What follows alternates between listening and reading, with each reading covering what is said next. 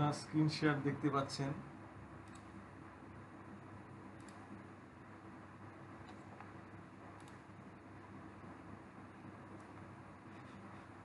আমাদের এই টাচেবল ফাইলটা আপনারা জানেন যে এখানে এলএনস কিনোট লেখার উপর টাচ করলে আমাদের এরকম ইন্ডেক্স চলে আসে। ইন্ডেক্স থেকে আমরা আমাদের কাঙ্ক্ষিত রেমিডির উপর টাচ করলে রেমিডি চলে আসে। আমি এলোসকোট্রিনার উপর টাচ করলাম, এলোসকোট্রিনা চলে আসলো।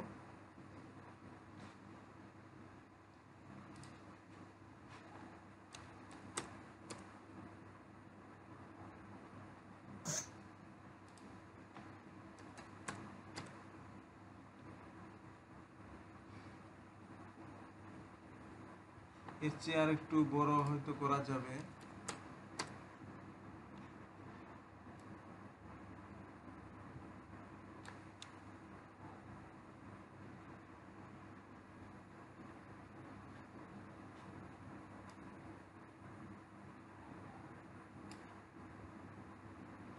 এলোসকোট্রিনা রেমিডিটি আলোচনা শুরু করছি এলএনস কিনোট থেকে।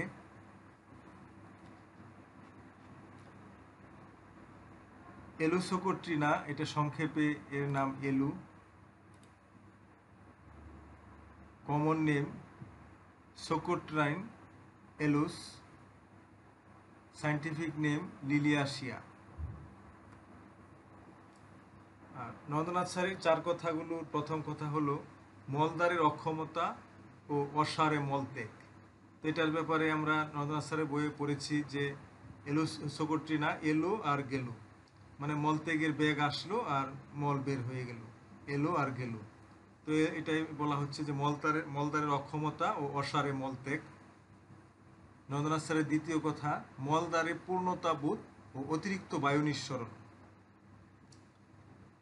আহারে বৃদ্ধি, প্রাতকালে বৃদ্ধি, শীতল জলে অর্শের উপশম। আমরা এই চার কথা মনে রাখার চেষ্টা করব। মলদ্বারের অক্ষমতা, অসারে মলত্যাগ, মলদ্বারে পূর্ণতাবোধ ও অতিরিক্ত বায়ু নিঃসরণ, আহারে বৃদ্ধি, প্রাতকালে বৃদ্ধি, মানে খাওয়া দাওয়া করলে বেড়ে যায় এবং সকালে বেড়ে যায়। শীতল জলে মানে ঠান্ডা পানিতে অর্শে রোগের উপশম হয়। আমরা এলএস কিনোটে চলে যাচ্ছি। মডালিটিসে এগ্রাভেশন এমুলেশন দুটি রয়েছে। এগ্রাভেশনে রয়েছে আর্লি মর্নিং, যেটা আমাদের আপনারা দেখতে পাচ্ছেন নন্দনাথ স্যারও বলেছেন সকালে বৃদ্ধি, আর্লি মর্নিং। সেডেন্টারি লাইফ যেটা কর্মবিমুখ, পরিশ্রম বিমুখ জীবনযাপন করলে তার এটা শুয়ে বসে খেলে তার এগ্রাভেশন হয়। হট ড্রাই ওয়েদার, গরম ও শুকনো আবহাওয়ায়, এই জিনিসটা এখানে সেকেন্ড গ্রেডে রয়েছে, ইটালিক অক্ষরে লেখা রয়েছে। হট ড্রাই ওয়েদার, গরম শুকনো আবহাওয়ায় তার এগ্রাভেশন হয়। আফটার ইটিং অর ড্রিঙ্কিং, যেটা আমাদের নন্দনাথ স্যারও বলেছেন আহারে বৃদ্ধি, আফটার ইটিং অর ড্রিঙ্কিং মানে খাওয়া দাওয়া করলে তার এগ্রাভেশন হয়। শীতল জলে অর্শের উপশমের সাথে এখানে আমরা পরবর্তীতে পাবো স্যারের। তাহলে আমরা স্যারের কথাগুলো এখানে এগ্রাভেশনে দুটা কথা পেলাম, আহারে বৃদ্ধি, প্রাতকালে বৃদ্ধি। তাহলে আমরা দেখলাম এখানে সকালে বেড়ে যায়, কর্মবিমুখ জীবনযাপন করলে বেড়ে যায়, গরম ও শুকনো আবহাওয়ায় বেড়ে যায়, খাওয়া দাওয়া খাবার খেলে বা পান করলে বেড়ে যায়। স্ট্যান্ডিং অর ওয়াকিং, দাঁড়ালে বা হাঁটলে বৃদ্ধি পায়। স্ট্যান্ডিং অর ওয়াকিং, দাঁড়ালে বা হাঁটলে, এটা এগ্রাভেশন হয় তার। এগ্রাভেশনটা আমরা দেখলাম এখানে। হট ড্রাই ওয়েদারটা মনে রাখবো, সেকেন্ড গ্রেডে রয়েছে। এমুলেশনে রয়েছে cold water, cold weather, discharge of flatus and stool, যেটা শীতল জলে অর্শের উপশম। আমরা এখানে স্যার যেটা বলছেন যে কোল্ড ওয়াটার, শীতল পানিতে তার উপশম হয়, ঠান্ডা পানিতে উপশম হয়। রবীন্দ্রনাথ স্যারও বলেছেন, এল এস স্যারও বলেছেন এমুলেশনের ব্যাপারে, ঠান্ডা পানিতে উপশম। আর কোল্ড ওয়েদার, ঠান্ডা আবহাওয়ায় উপশম। ডিসচার্জ অফ ফ্লেটাস অ্যান্ড স্টুল, তার স্টুলে ফ্ল্যাটাসের ব্যাপারে নন্দনাথ স্যার বলেছেন যে তার অতিরিক্ত বায়ু নিঃসরণ হয়। আর এখানে স্যার বলেছেন ডিসচার্জ অফ ফ্ল্যাটাস তার এমুলেশন হয়। ডিসচার্জ অফ ফ্ল্যাটাস অ্যান্ড স্টুল মানে বায়ু নিঃসরণ এবং মল ত্যাগে তার লক্ষণের উপশম হয়। তাহলে ঠান্ডা পানি, ঠান্ডা আবহাওয়া, বায়ু নিঃসরণ এবং মল ত্যাগে তার রোগ লক্ষণের উপশম হয়। তো আমরা এগুলো মনে রাখবো। তারপর কনস্টিটিউশনে চলে যাচ্ছি আমরা। কনস্টিটিউশন অ্যাপিয়ারেন্স দেখতে পাচ্ছেন। adapted to indolent, weary persons, averse to either mental or physical labor, mental labor fatigues. তাহলে অ্যাডাপ্টেড টু ইন্ডোলেন্ট, যারা আলসে, সবসময় ক্লান্তিভাব, weary persons, averse to either mental or physical labour, মানে তারা অ্যাভারশন থেকে অ্যাভার্স এসেছে, তারা মেন্টাল অর ফিজিক্যাল লেবার, যেটাই মানসিক পরিশ্রম বা শারীরিক পরিশ্রম, কোনোটাই তারা করতে অনীহা, করতে চায় না, অ্যাভারশন মানে অ্যাভার্স। মেন্টাল লেবার ফেটিক্স, এবং মানসিক পরিশ্রমে তারা ক্লান্ত হয়ে যায়, তারা অলস এবং সবসময় একটা ক্লান্তি ভাব, এবং শারীরিক মানসিক পরিশ্রম করতে চায় না, শারীরিক বা মানসিক কোনো পরিশ্রমই করতে চায় না, এবং মানসিক পরিশ্রমে ক্লান্ত হয়ে যায়, এ ধরনের ব্যক্তিদের পক্ষে উপযোগী। Old people, specially women of relaxed phlegmatic habit, তাহলে ওল্ড পিপুল মানে বৃদ্ধদের জন্য এটা উপযোগী। স্পেশালি ওমেন অফ রিল্যাক্সড, বিশেষভাবে স্ত্রীলোকদের জন্য যাদের মাংসপেশি শিথিল ও শ্লেষ্মা প্রধান, মানে প্লেগমেটিক বলতে এখানে একটা ধাতু বোঝাচ্ছে, প্লেগমেটিক হ্যাবিট মানে শ্লেষ্মা প্রধান ধাতু বিশিষ্ট ব্যক্তি। তাহলে মহিলাদের কথা বলা হয়েছে, যেসব মহিলারা মাংসপেশি শিথিল, এবং বৃদ্ধ লোকদের কথা বলা হয়েছে, এবং শ্লেষ্মা প্রধান, যাদের শ্লেষ্মা বেশি নির্গত হয়, সেসব লোকদের পক্ষে এটা বেশি উপযোগী। তো আমরা এখানে কনস্টিটিউশনে দেখলাম যে আলসে লোক সবসময় একটা ক্লান্তি ভাব, শারীরিক মানসিক কোনো পরিশ্রমই করতে চায় না, মানসিক পরিশ্রমে ক্লান্ত হয়ে যায়, এবং বৃদ্ধদের জন্য এটা উপযোগী, এবং মহিলারা যারা, যাদের মাংসপেশিগুলো শিথিল এবং যারা শ্লেষ্মা প্রধান ধাতু বিশিষ্ট, তাদের জন্য উপযোগী। এখানে কোনো পার্থক্য করতে বলা হয়নি। আমরা মেন্টাল সিমটমে চলে যাচ্ছি। তো আমরা এলোসোকোটিনা রেমেডিটি এলেন স্কিনার থেকে পড়ছিলাম, এর mental সিমটমগুলো: dissatisfied and angry about himself or his complaints, especially when constipated. তো dissatisfied and angry about himself, সে তার নিজের সম্পর্কে অসন্তুষ্ট থাকে। ডিসস্যাটিসফাইড, স্যাটিসফাইড থেকে ডিসস্যাটিসফাইড বিপরীত শব্দ, অ্যান্ড অ্যাংরি মানে সে নিজের প্রতি একটা অসন্তুষ্ট এবং রাগান্বিত থাকে নিজের প্রতি, তার নিজের প্রতি, অথবা তার যে সমস্যা, তার যে একটা সমস্যা রয়েছে, কমপ্লেন্টস রয়েছে, সেটার প্রতি সে অসন্তুষ্ট থাকে, বিশেষভাবে যখন তার কুষ্ঠবদ্ধতা থাকে, স্পেশালি হোয়েন কনস্টিপেটেড।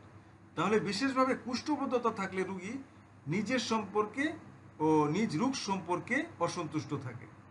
তো কথাটা স্যার একভাবে বলে ফেলেছেন, এখানে আসলে আমি যেভাবে বঙ্গানুবাদ করলে মনে হয় যে বিশেষভাবে কথাটা থাকবে আলাদাভাবে।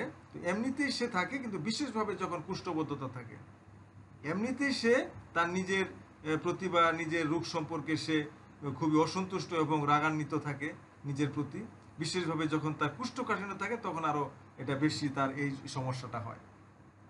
কুষ্ঠবদ্ধতা অবস্থায় সেই নিজের যে কমপ্লেন্টস, এই কমপ্লেন্ট সম্পর্কে তার সে খুব ডিসস্যাটিসফাইড এবং অ্যাংরি থাকে, তার নিজের সম্পর্কে বা নিজের যে তার যে সমস্যাটা রয়েছে সেটার ব্যাপারে সে খুব ডিসস্যাটিসফাইড এবং অ্যাংরি থাকে, বিশেষ করে যখন তার কুষ্ঠবদ্ধতা থাকে। তো এটা আমরা দেখলাম, তো নিজের প্রতি সে নিজে ডিসস্যাটিসফাইড এবং অ্যাংরি থাকে, বা তার নিজের প্রতি বা নিজের রোগের প্রতি, কমপ্লেনগুলোর প্রতি, বিশেষ করে কুষ্ঠবদ্ধ অবস্থায়। তো মানসিক লক্ষণটা আমরা দেখলাম, একটা লাইনই ছিল। ফিজিক্যাল জেনারেলে চলে যাচ্ছি আমরা। ফিজিক্যাল জেনারেল, শারীরিক সাধারণ লক্ষণ: disease of mucous membranes causes the production of mucus in jelly-like lumps from throat or rectum. Affects mucous membrane of rectum. Disease of mucous membrane মানে শ্লৈষ্মিক ঝিল্লির রোগ, শ্লৈষ্মিক ঝিল্লির রোগ তার causes the production of mucus in jelly-like lump from throat or rectum. throat or rectum থেকে একটা mucus in jelly-like lump, একটা দলা দলা আঠার মতো শ্লেষ্মা, এটার তার যে causes the production of mucus in jelly-like lump from throat or rectum. তাহলে তার এই যে শ্লৈষ্মিক ঝিল্লির রোগ, এতে তার গলা ও রেকটামে দলা দলা আঠার মতো শ্লেষ্মা জমে। এই শ্লৈষ্মিক ঝিল্লির রোগে তার কি হয়, তার থ্রোট এবং রেকটামে, তার গলা এবং মলদ্বারে তার মিউকাস ইন জেলি লাইক, দলা দলা আঠার মতো শ্লেষ্মা জমে। Affects mucous membrane of rectum, রেকটামের শ্লৈষ্মিক ঝিল্লি আক্রান্ত হয়। রেকটামের মধ্যে মলদ্বারে যে শ্লৈষ্মিক ঝিল্লি থাকে সেগুলো আক্রান্ত হয়, এফেক্টস হয়। এক্সট্রিম প্রোস্ট্রেশন উইথ পার্সপাইরেশন, রোগী ঘামের সাথে অত্যন্ত দুর্বলতা অনুভব করে। এক্সট্রিম প্রোস্ট্রেশন, প্রোস্ট্রেশন মানে দুর্বলতা, মারাত্মক দুর্বলতা অনুভব করে, উইথ পার্সপাইরেশন, ঘামের সাথে অত্যন্ত দুর্বলতা অনুভব করে। কথাটা বোঝা যাচ্ছে যে ঘামলে তার সে যদি ঘামে তাহলে তার শরীরটা অত্যন্ত দুর্বল হয়ে যায়, দুর্বল অনুভব করে। তো এখানেও আমরা কোনো পার্থক্য করার কথা পাইনি। তো আমরা হেড চ্যাপ্টারে চলে যাচ্ছি। হেডেক অ্যাক্রস দি ফোরহেড, তাহলে তার মাথা ব্যথাটা হেডেক অ্যাক্রস দি ফোরহেড, তাহলে এই কপাল বরাবর তার একটা মাথা ব্যথা, কপাল বরাবর। হেডেক অ্যাক্রস দি ফোরহেড, সামনের কপালে মাথা ব্যথা, মানে অ্যাক্রস দি ফোরহেড মানে কপালের এই পাশ থেকে ওই পাশ একটা মাথা ব্যথা তার। বাই এভরি ফুট স্টেপ, এটা যেহেতু বাম দিকে তীর চিহ্ন, বাম দিকে তীর চিহ্ন মানে এটা অ্যাগ্রাভেশন বোঝায়, খারাপ বোঝায়।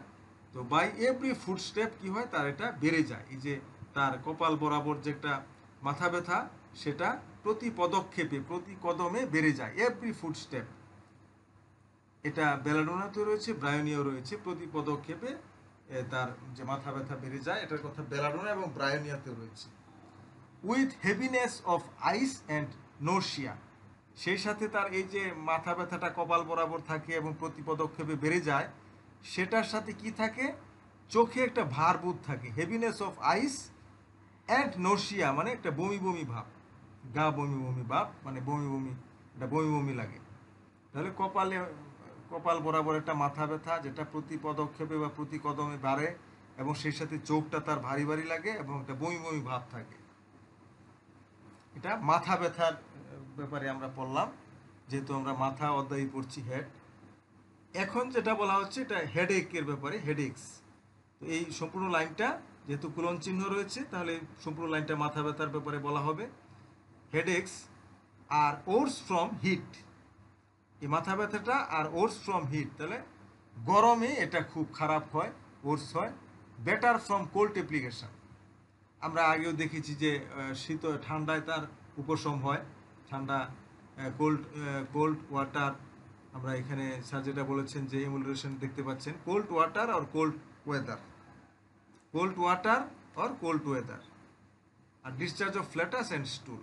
তো কোল্ড ওয়াটার, এখানে এটাই বলছেন যে মাথা ব্যথাটাও কি হয়, গরমে বৃদ্ধি পায়। বেটার ফ্রম কোল্ড অ্যাপ্লিকেশন মানে ঠান্ডা প্রয়োগে উপশম হয়। এটা আর্সেনিকেও রয়েছে যে বেটার ফ্রম কোল্ড অ্যাপ্লিকেশন। আমরা জানি যে আর্সেনিকের সমস্ত তার সমস্যা উত্তাপে উপশম, কিন্তু মাথা ব্যথাটা ঠান্ডায় উপশম। এটা একটা আর্সেনিকের ব্যতিক্রম আমরা জানি। তো এটাও কথা এখানে আর্সেনিকের কথা বলা হচ্ছে যে বেটার ফ্রম কোল্ড অ্যাপ্লিকেশন, যে হেডেকটা, মাথা ব্যথাটা আর্সেনিকের ঠান্ডায় উপশম। এখানেও আমরা এলোসোকোট্রিনাতেও মাথা ব্যথাটা গরমে বৃদ্ধি পায় এবং ঠান্ডা প্রয়োগে উপশম হয়, যেটা আর্সেনিকও রয়েছে। অল্টারনেটিং উইথ লাম্বাগু আর আফটার ইনসাফিসিয়েন্ট স্টুল। তো মাথা ব্যথা কোমর বাতের সাথে পর্যায়ক্রমে আসে, অল্টারনেটিং উইথ লাম্বাগু। তো মাথা ব্যথাটা কিসের সাথে অল্টারনেট করে, লাম্বাগুর সাথে। লাম্বাগু মানে কোমরের বাতের সমস্যা। মাথা ব্যথাটা অল্টারনেট করে উইথ লাম্বাগু, কোমরের বাতের সাথে পর্যায়ক্রমে এটা ফিরে ফিরে আসে, একবার মাথা ব্যথা, একবার কোমরের বাতের ব্যথা। আফটার ইনসাফিসিয়েন্ট স্টুল, তো মাথা ব্যথাটা আবার যদি অপর্যাপ্ত তার যে পায়খানা হয়, তাহলে তার মাথা ব্যথা হয়। অপর্যাপ্ত মলত্যাগ অপর্যাপ্ত হলে মাথা ব্যথা হয়। তো এখানে আমরা আমাদের ডাক্তার আমিনুল ইসলাম শফিক স্যারের কাছে চলে যাব। আমরা যে স্যার আলোচনা করবেন যে প্রতি পদক্ষেপে তার মাথা ব্যথা বেড়ে যায়, কপালের যেটা কপাল বরাবর, বেলাডোনা ব্রায়োনিয়ার সাথে তুলনা করতে বলা হয়েছে। স্যারকে অনুরোধ করছি এবারে পার্থক্য করার জন্য।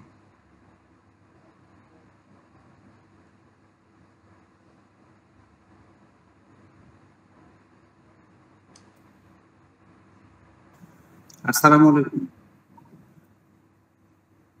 স্যার। আমরা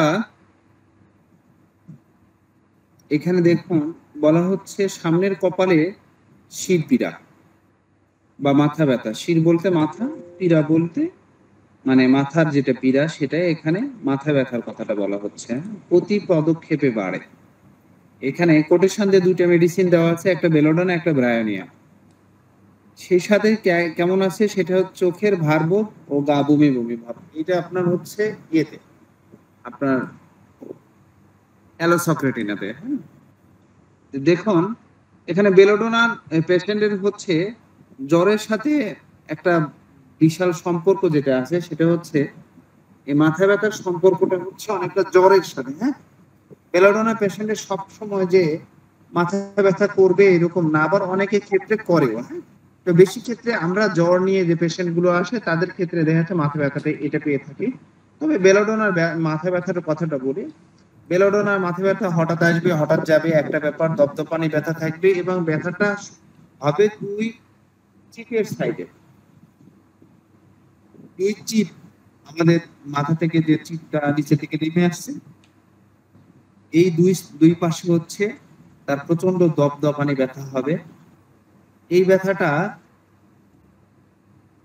এখান থেকে সমস্ত মাথা ছড়িয়ে যেতে পারে, তবে স্টার্টিং পয়েন্ট হচ্ছে দুই চিপ। আমরা শুধুমাত্র এতটুকু লক্ষণ দেখেই আমরা হচ্ছে বেলোডোনা দিতে পারবো। আর বেলোডোনা তারও কিছু ব্যাপারগুলো থাকে।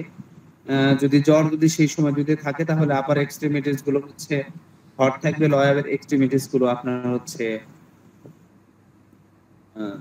সরি আপার এক্সট্রিমিটিস হট থাকবে, লয়ার এক্সট্রিমিটিস গুলো আপনার কোল্ড থাকবে। এগুলো কিছু ব্যাপারগুলো আছে, এর আগে বেলোডোনা সম্পর্কে বলেছি, আজকে বিস্তারিত আর কি পুরো জাস্ট মাথা ব্যথার সম্পর্কে এতটুকুই জাস্ট বললাম। আর ব্রায়োনিয়ার ব্যাপারটা হচ্ছে ব্রায়োনিয়ার তখনই মাথা ব্যথা থাকবে, ব্রায়োনিয়ার মাথা ব্যথার সাথে আপনার সম্পর্ক ফ্রন্টাল হেডেক, আপনার একদম কপাল থেকে মাথা ব্যথা উপরের দিকে ছড়িয়ে পড়তে পারবা বা চোখের সামনেও ব্যথা হতে পারে। তবে সেই ক্ষেত্রে ব্রায়োনিয়ার মাথা ব্যথার সাথে অবশ্যই অবশ্যই অবশ্যই পিপাসা থাকা চাই, তার ডিহাইড্রেশন থাকবে। ডিহাইড্রেশন জাস্ট বললেও ভুল হবে, এটা হচ্ছে তার যেগুলি মিউকাস মেমব্রেন যেগুলি আছে, যেমন লিপ আছে, মলদ্বার আছে, এগুলি তার শুষ্ক থাকবে, শুষ্ক থাকবে, তার প্রচুর পানি পিপাসা হবে। সে পানি পিপাসা কেমন পিপাসা, সে সহসাই পানি খেতে চাইবে না, কিন্তু যখন পানি খেতে চাইবে একসাথে সে অনেকগুলো পানি খেয়ে নেবে যাতে তাকে আবার বারবার পানি না খেতে হয়। ঠিক আছে, এই লক্ষণগুলোর সাথে যদি আমাদের ফ্রন্টাল হিডেক যদি থাকে, দেখা যাচ্ছে যে অনেকটা মাথা ফেটে ফেলার মতো ব্যথা, তাহলে সেই ক্ষেত্রে আপনার ব্রায়োনিয়াটা খুব ভালো কাজ করবে। ঠিক আছে, চোখের ভ্রুর উপরে, চোখের ভ্রুর উপর থেকে, ভ্রু থেকে এবং চোখের উপর পর্যন্ত ফ্রন্টাল হেডেক ব্যথা এটা সমস্ত মাথাও ছড়িয়ে যেতে পারে। সেই সাথে প্রচুর পানি পিপাসায়, এবং যদি লিপটা যদি ড্রাই যদি থাকে, এবং সেই সাথে যদি আমাদের কনস্টিপেশনের ব্যাপারগুলো থাকে, যেহেতু তার প্রত্যেকটা জায়গাগুলোই হচ্ছে শুষ্ক হয়ে যাবে। যেমন আমাদের মিউকাস শুধুমাত্র আমাদের ঠোঁটে আছে এটা না, মলদ্বারেও আছে, এবং আমাদের যেটা ইন্টেস্টাইন যেটা আছে আমাদের লিপ টু অ্যানাস, এর মধ্যে হচ্ছে মিউকাস মেমব্রেন বেশি আছে। এই মিউকাস মেমব্রেন গুলো তার হচ্ছে শুকিয়ে যায়, যার ফলে তার মলটাও হার্ড হয়ে যায়। ঠিক আছে, তো এই ব্যাপারগুলো দেখে আমরা লক্ষ্য করব, লক্ষ্য করে যদি আমরা যদি পাই তাহলে সেই ক্ষেত্রে দেখা যাচ্ছে যে আমরা জানি যে ব্রায়োনিয়ার পেশেন্ট সামান্য একটু নড়াচড়াতে তার রোগটা বৃদ্ধি পায়, আমরা সেই ক্ষেত্রে ব্রায়োনিয়া অ্যাপ্লাই করতে পারবো। জি স্যার। জি স্যার, তাহলে আমরা আমাদের পরবর্তী চ্যাপ্টারে চলে যাচ্ছি, গ্যাস্ট্রোইন্টেস্টিনাল সিস্টেম বা পরিপাকতন্ত্র। এখানে প্রথমে বলা হয়েছে ডায়রিয়া। ডায়রিয়া মানে উদরাময়, এই সম্পূর্ণ লাইনটা তাহলে ডায়রিয়ার ব্যাপারে বলা হবে। ডায়রিয়াটা তাহলে has to hurry to closed immediately after eating and drinking. তো তাহলে has to hurry to closed immediately after eating and drinking. Immediately after মানে পান করার বা খাওয়ার ইমিডিয়েটলি আফটার মানে সাথে সাথে মাত্রই কি করতে হয়, has to hurry to closed. পান বা আহার করা মাত্র পায়খানায় ছুটতে হয় তার, এটা ক্রোটন টিগ্লিয়ামিও রয়েছে, পান বা আহার করা মাত্র পায়খানায় ছুটতে হয়, এটা immediately after eating and drinking, এই কথাটা এখানে সেকেন্ড গ্রেড সিম্পটমে রয়েছে, এটা ক্রোটনটিগ্লিয়ামে রয়েছে। তাহলে তার পায়খানায় ছুটতে হয় কখন? পান করার পর বা আহার করার পরপরই, মাত্রই, সাথে সাথেই। With want of confidence in sphincter any, driving out of bed early in the morning, যেটা সুরিনাম এবং রিউমেক্স এবং সালফারেও রয়েছে। তাহলে আমরা দেখলাম যে তার পান ও আহার করা মাত্রই পায়খানায় ছুটতে হয় ক্রোটনটিগ্লিয়ামের সাথে, আর মলদ্বারের সংকুচক পেশির উপর নিজের নিয়ন্ত্রণ থাকে না।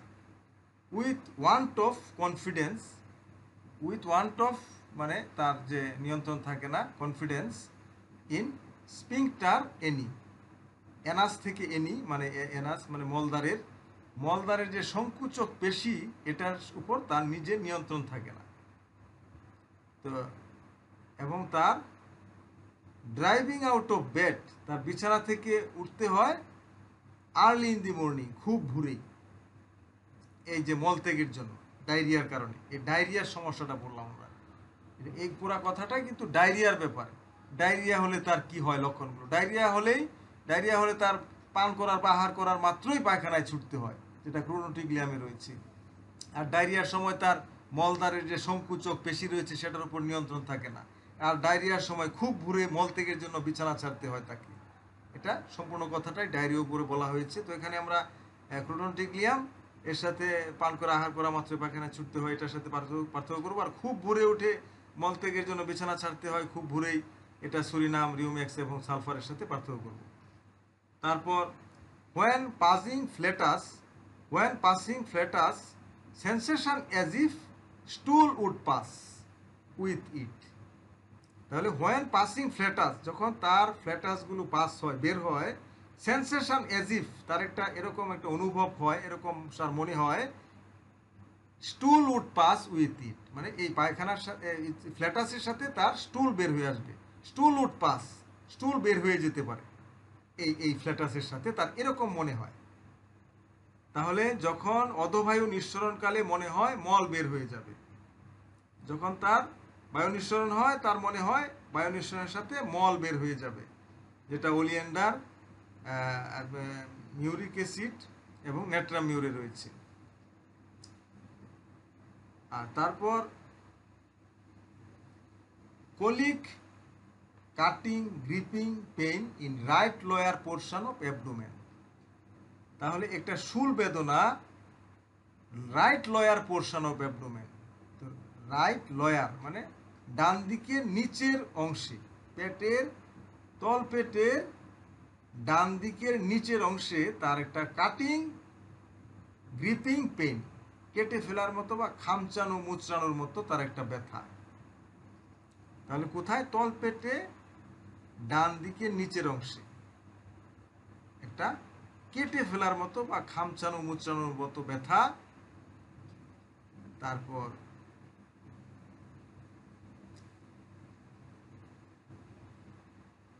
যেটা এই কথাটা এক্সক্রুসিয়েটিং বিফোর অ্যান্ড ডিউরিং স্টুল। তো মলত্যাগের পূর্বে ও সময় ও পূর্বে দেখা দেয় এই মুচড়ানো ব্যথাটা। এই মুচড়ানো এক্সক্রুসিয়েটিং এই শব্দটা আনকমন, এটা আমি আর পাইনি। এক্সক্রুসিয়েটিং মানে মুচড়ানো ব্যথা। এই ব্যথাটা মলত্যাগের সময় এবং পূর্বে দেখা দেয়। মুচড়ানো ব্যথাটা কোন সময় দেখা দেয়? মলত্যাগের পূর্বে এবং ডিউরিং স্টুল, এবং মলত্যাগের সময় যখন মলত্যাগ করে তখন একটা মুচড়ানো ব্যথা থাকে পেটের মধ্যে। আর এমনিও দেখলাম যে তলপেটের ডান দিকের নিচের অংশে তার কেটে ফেলা এবং খামচানোর মতো ব্যথা। আর মুচড়ানোর মতো ব্যথাটা তার কোন সময় থাকে? এই মলত্যাগের পূর্বে এবং মলত্যাগের সময় একটা মুচড়ানোর মতো ব্যথা থাকে পেটে। অল পেইনস চিস আফটার স্টুল। এই সব রকম ব্যথা তার মলত্যাগের পরে কমে যায়। চিস মানে কমে যাওয়া। এই অল পেইনস চিস আফটার স্টুল মানে মলত্যাগের পরে তার সব ব্যথা, যে ব্যথাগুলো পড়লাম এগুলো কমে যায়। কিন্তু এই যে মুচড়ানো ব্যথাটা কখন কখন থাকে, তাহলে পূর্বে থাকে এবং মল ত্যাগ করাকালীন সময় থাকে, ডিউরিং স্টুল, বিফোর স্টুল অ্যান্ড ডিউরিং স্টুল। কিন্তু আফটার স্টুল তার কোনো পেইন থাকে না, সব পেইন চলে যায়, ব্যথা। Leaving profuse sweating and extreme weakness. তারপর দেখলাম যে কিন্তু রুগী অত্যন্ত ঘামতে থাকে ও দুর্বল হয়ে পড়ে। এই যে এরপরে এই যে মলত্যাগের পরে তার যে ব্যথাটা কমে যায়, কিন্তু leaving profuse sweating and extreme weakness, মানে অত্যন্ত ঘামতে থাকে, লিভিং প্রফিউজ সোয়েটিং, প্রফিউজ মানে অত্যন্ত, সোয়েট মানে ঘাম, ও অত্যন্ত ঘামতে থাকে, এবং এক্সট্রিম উইকনেস মানে খুব দুর্বল হয়ে পড়ে। Attacks preceded by obstinate constipation, দুর্দম্য কুষ্ঠবদ্ধতার পরে শূল বেদনা শুরু হয়। একটা তার দুর্দম্য একটা কুষ্ঠবদ্ধতা রয়েছে, যেটা সে দমন করা যায় না কোনোভাবেই। হ্যাঁ, attack preceded by obstinate constipation, দুর্দম্য কুষ্ঠবদ্ধতার পরে শূল বেদনা শুরু হয়, তার কলিক পেইন শুরু হয়। তারপর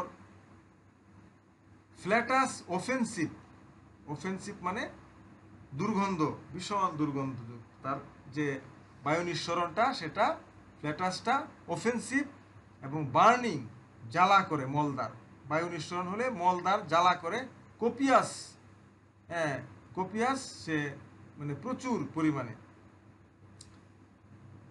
পরিমাণে বায়ু নিঃসরণ হয়, যেটা খুবই দুর্গন্ধযুক্ত এবং মলদার জ্বালা করে।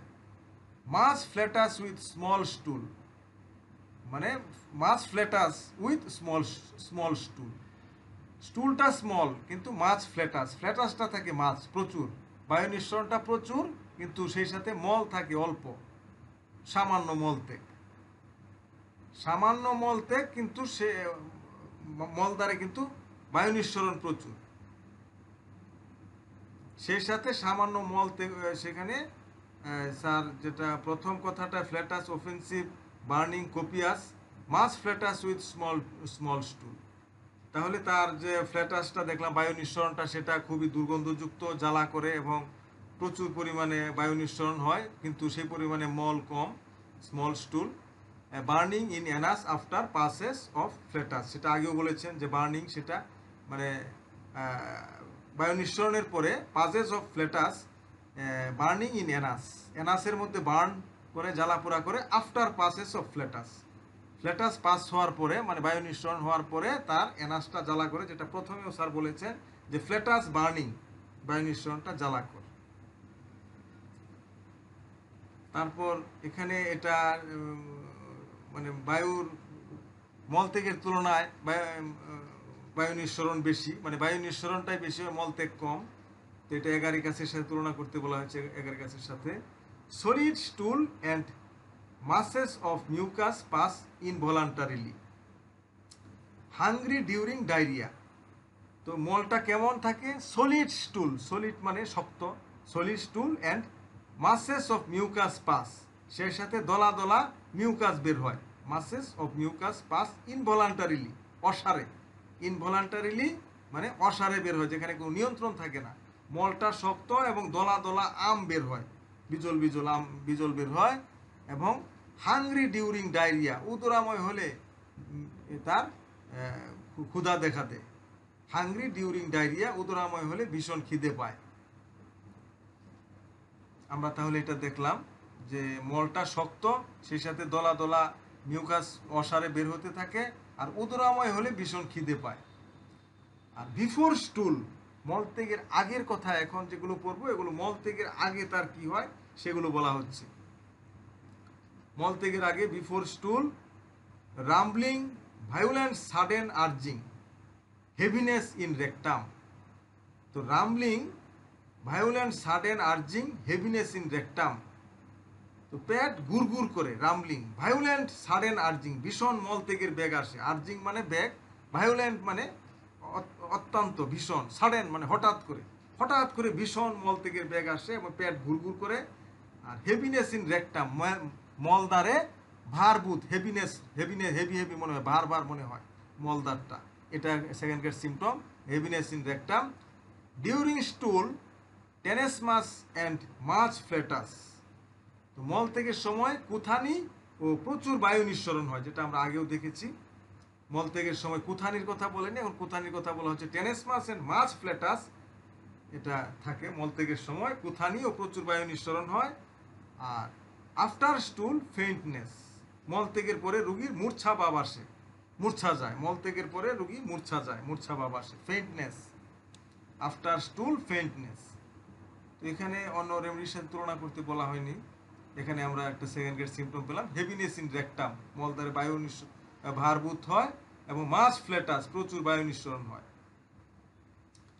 এখন আমরা যেটা পড়বো হেমোরয়েডস, মানে অর্শ রোগের কথা। হেমোরয়েডস, হেমোরয়েডসটা কেমন? Blue like a bunch of grapes. তাহলে এগুলো কেমন? নীল। এই অর্শগুলো কেমন? তার নীল।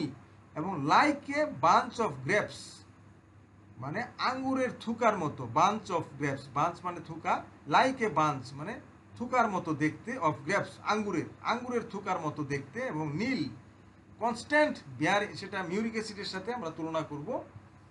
আর constant bearing down in rectum, হ্যাঁ, রেকটামে অবিরত নিম্ন দিকে ঠেলা মারা ব্যথা। Constant bearing down in rectum, constant মানে সবসময় এরকম একটা ব্যথা থাকে, অবিরত। বিয়ারিং ডাউন ইন রেকটাম, রেকটামে অবিরত নিম্ন দিকে ঠেলা মারা একটা ব্যথা থাকে। ব্লিডিং হয়, অর্শে রক্তস্রাব হয়। সোর, এটা ক্ষত ভাব থাকে। টেন্ডার, যে ছোঁয়া লাগানো যায় না। হট, গরম থাকে। রিলিফ বাই কোল্ড ওয়াটার, যেটা আমরা এলোসোকোট্রিনার মডালিটিতে আমরা পেয়েছি। কোল্ড ওয়াটার এবং কোল্ড ওয়েদারে তার এমুলেশন হয়। রিলিফ বাই কোল্ড ওয়াটার, এই যে তার যে এনাসটা যে গরম থাকে এবং রক্তপাত হয়, ক্ষতপূর্ণ হয়, এই যে ছোঁয়া লাগানো যায় না, সেটা ঠান্ডা পানিতে উপশম হয় তার এই যে অর্শটা, হেমোরয়েডসটা। ইন্টেন্স ইচিং, এবং অর্শ ভীষণ চুলকায়। অর্শটা চুলকানি থাকে, তাহলে চুলকানো থাকে এবং ছোঁয়া লাগানো যায় না, ক্ষতভাব, গরম থাকে, রক্ত বের হয়, এবং নিম্ন দিকে এটা ঠেলা মারা ব্যথা, নিচের দিকে। Itching and burning in anus preventing sleep, এই জন্য সে ইচিং অ্যান্ড বার্নিং ইন অ্যানাসের মধ্যে যে ইচিং এবং বার্নিং থাকে, চুলকানি এবং জ্বালা থাকে, প্রিভেন্টিং স্লিপ, এই জন্য সে ঘুমাতে পারে না। এটা এটা এটা আরেকটা রেমেডির সাথে তুলনা করতে বলা হয়েছে। এটা সম্পূর্ণ নামটা আমি জানি না, মনে পড়ছে না। তাহলে স্যার এটা নিয়ে আলোচনা করবেন। আমরা তাহলে এই চ্যাপ্টারটা প্রথম থেকে আমরা স্যারের কাছ থেকে তুলনামূলক আলোচনা শুনবো ইনশাল্লাহ। স্যার, তাহলে এই পান বা আহার করা মাত্রই পায়খানায় ছুটতে হয়, এখান থেকে আপনাকে অনুরোধ করছি স্যার আলোচনা শুরু করার জন্য। জি স্যার, আসসালামু আলাইকুম। ওয়ালাইকুম আসসালাম। আচ্ছা, এখানে দেখুন, পান বা আহার করা মাত্রই হচ্ছে পায়খানায় ছুটতে হয়। এখানে পোটেশন মেডিসিন আছে আমাদের হচ্ছে কটন ট্রিক। আচ্ছা, কটন ট্রিকের ব্যাপারটা আমরা একটু লক্ষ্য করব। হ্যাঁ, কটন ট্রিকের হচ্ছে যেটা উদারাময় যেটা হয়, সেটা হচ্ছে যে কোনো কিছু পানাহারে সেটা বৃদ্ধি পায়। হ্যাঁ, আর কটন ট্রিকের একটা হচ্ছে মলের এক্সেপশনাল একটা লক্ষণ আছে, যেটা অ্যানাদার মেডিসিন গুলোতে খুব কমই আছে মনে হয় কোনো মেডিসিনে আছে কিনা। একটা পিকুলিয়ার একটা সিমটম আমি যেটা বলি, সেটা হচ্ছে পাতলা মল, সেটা এক তোরে বের হয়। এক তোর বলতে কেমন, সেটাও একটু ব্যাখ্যা করছি। দেখুন, এই কটন ট্রিকের পেশেন্টের কয়েকটা ব্যাপারগুলো আমরা একটু যেখানে যেখানে ব্যবহার সেটা একটু বলি। এটা উদারাময়, তারপর গ্রীষ্মকালীন যেগুলো রোগ, চর্মরোগের ক্ষেত্রে এগুলো গুরুত্বপূর্ণ একটা মেডিসিন। তা আমরা এখানে লক্ষ্য করব, দেখুন একটার পর আরেকটা হয় এটা। আর এটার আরেকটা হচ্ছে গুরুত্বপূর্ণ একটা লক্ষ্য আছে, সেটা চোখের পাতা মনে হয় ভিতর দিকে টেনে নিচ্ছে, টান টান বোধ এরকম একটা মানে অনুভূতি থাকে। ডান চোখের উপর টান টান ব্যথা অনুভূত হয়, বিশেষ করে ডান চোখের ক্ষেত্রে এটা বেশি হয়। হ্যাঁ, এখন একতরে যেটা হচ্ছে মল যেটা বের হয়, এটা হচ্ছে এমনটা যে আমাদের যাদের গ্রামেতে বাসা বা যেখানে গেল না বাসা হোক, আমরা হাঁস দেখেছি। হাঁস হচ্ছে কি করে, একবারেই পায়খানা করে ফেলে দেয়, মনে হয় যে পিচকারি দিয়ে পায়খানা করতেছে, এরকম কন্ডিশন। ঠিক আছে, এটা এক্সেপশনাল আপনার হচ্ছে এই কটন টিকের ক্ষেত্রে। তা আমরা কটন টিকের ব্যাপারগুলো এইটা আমরা লক্ষ্য করব, ঠিক আছে? সেই ক্ষেত্রে তাদের ক্ষেত্রে পানাহারে যদি বৃদ্ধি যদি পাই, তাহলে আমরা কটন টিকের কথা চোখ বন্ধ করে আমরা মনে করতে পারি, ঠিক আছে? এইটা হলো এই অবস্থা। তার পরবর্তীতে আমাদের পরবর্তী যে ব্যাপার যেটা আসছিল সেটা হচ্ছে মলদ্বারের সংকোচন, আর সেই সাথে পেশিতে নিজের আস্থা থাকে না, মানে এমনিতে আপনা আপনি হচ্ছে মল বেরিয়ে যায়, এই কথাটা বলতে আমাদের যেটা রেকটাম আছে, রেকটামটা দেখা যাচ্ছে কি হয়, ওটার যে একটা আপনার হচ্ছে যে অ্যানাল কুশন থাকে, যার কারণে মলদ্বারটা আমাদের সংকোচন এবং প্রসারিত হয়। এই অ্যানাল কুশনের অ্যাক্টিভিটিসটা অনেকটা হচ্ছে ইনঅ্যাক্টিভ হয়ে যায়, মলের বেগ আসলে মলটা বাইরে হয়ে যায়, এই কথাটা এখানে বলা হয়েছিল। এটা বলা হচ্ছিল আপনার অ্যালোসক্রেটিনের ক্ষেত্রে, যেটা আমি বলে দিলাম মলটা কেমন একদম দেখা যাচ্ছে এক তোরে বের হয়ে যাচ্ছে, অল্প অল্প করে বের হয়ে যাচ্ছে, এটা না একবারে বের হয়ে যাচ্ছে, ঠিক আছে? এটা একটা। আর খুব ভোরবেলা মল ত্যাগের জন্য বিছানা ছাড়তে হবে। এটা অ্যালোতে বিছানা ছাড়তে হয় কখন, সেটা আমি তো বলে দিলাম। যদি মলটা ছাড়ার পরবর্তীতে মলের ধরনটা এরকমই হবে, তার মল শেষ ইয়েতে গেছে, মানে অ্যালোর ক্ষেত্রে এই কথা বলা হয় যে অ্যালো আর গেল, ওয়াশরুমে গেছে, যাওয়ার সাথে সাথে তার পায়খানা করা হয়ে গেছে। কারণ হাঁসের মতো যদি পায়খানা যদি হয়, একবারে এক তোরে যদি বের হয়ে যায়, পরে তা মানে কালক্ষেপণ করার দরকার নাই, জাস্ট পানিটা ব্যবহার করে বা টিস্যু ব্যবহার করে সে হচ্ছে বাইরে হয়ে চলে আসে। তাইলে আমরা এরকম ক্ষেত্রে অ্যালো ব্যবহার করব। আর সরিনামের ব্যাপারটা যদি আমরা যদি দেখি, তাহলে একটু অন্যদিকে আমাদের একটু যেতে হবে। সেটা হচ্ছে সরিনামের পেশেন্ট গুলো, আমরা জানি সরিনামের পেশেন্টের শরীর হচ্ছে দুর্দমনীয় দুর্গন্ধ থাকে, ঠিক আছে? এরা অনেক বেশি দেখা যাচ্ছে যে কি হয়, অলস টাইপের মানুষ হয়, গোসল করতে পারে না, গোসলে তাদের বৃদ্ধি, এবং সেই সাথে তাদের মাথাটা মরিয়ে রাখতে হয়, পাগড়ি দিয়ে হোক, টুপি দিয়ে হোক, যাই দিয়ে কেন না হোক, ওরা হচ্ছে ইয়ে করবে। কি আমাদের সমাজের কিছু সভ্য শ্রেণীর মানুষ দেখতে পাবেন, যারা দেখা যাচ্ছে যে সারাদিন, ঠিক আছে, সারাদিন মাথায় টুপি পরে আছে, একদম সবই ঠিকঠাক আছে, একদম টুপি পরে আছে, টুপি শেভ করতে চায় না, ঠিক আছে? এরা কিন্তু সরিনামের দিকে আমরা এখানে টাচ করতে পারি, একটু ইঙ্গিত করতে পারি আর কি। আর এটা দেখুন, ভোরবেলাতে যদিও সরিনামের পায়খানার কথা বলা হয়েছে, সরিনামের বাহ্যে হচ্ছে এটা হচ্ছে নরম, শক্ত নয়, হ্যাঁ, শক্ত নয়, কিন্তু তথাপি সেটা সহসায় বের হতে চায় না, এবং কোনো মানে ওয়াশরুমে যাওয়ার একটা প্রবণতা আমরা হচ্ছে সরিনামে পেয়ে থাকি।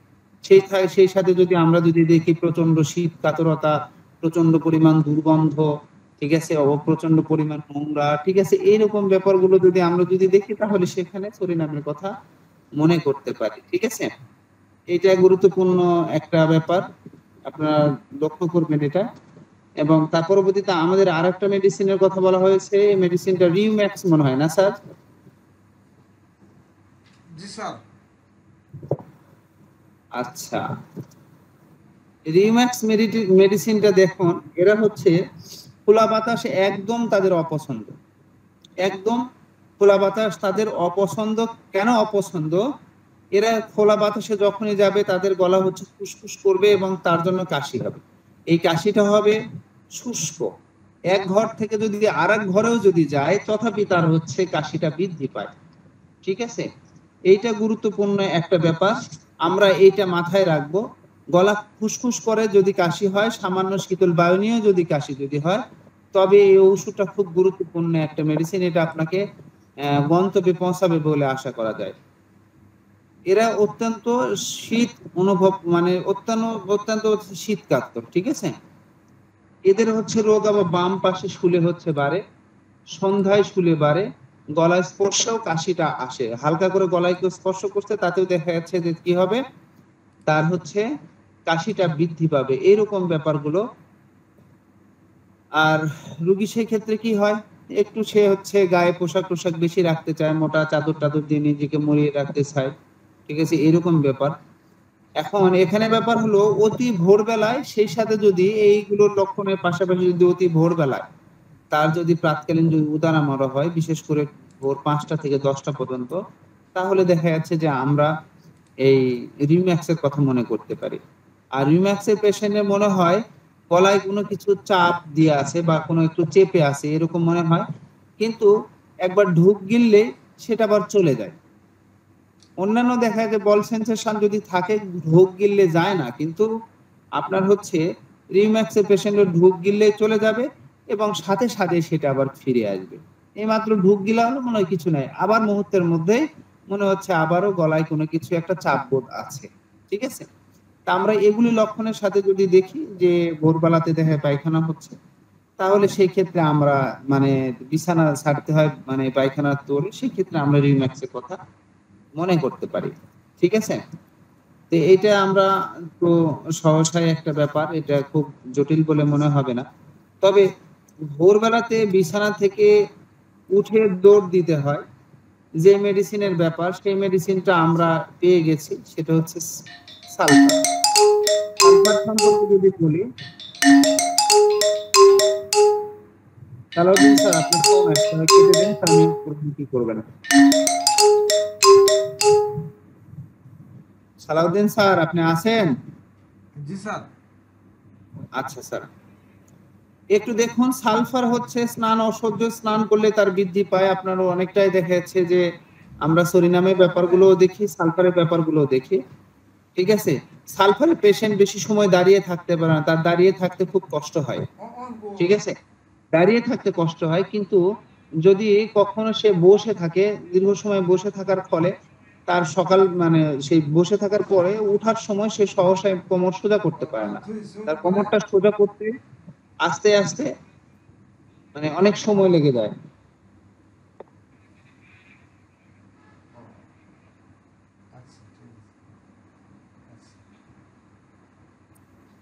আচ্ছা, সরি একটু ইন্টারাপ্ট করলাম, একটু সময় নিলাম আর কি।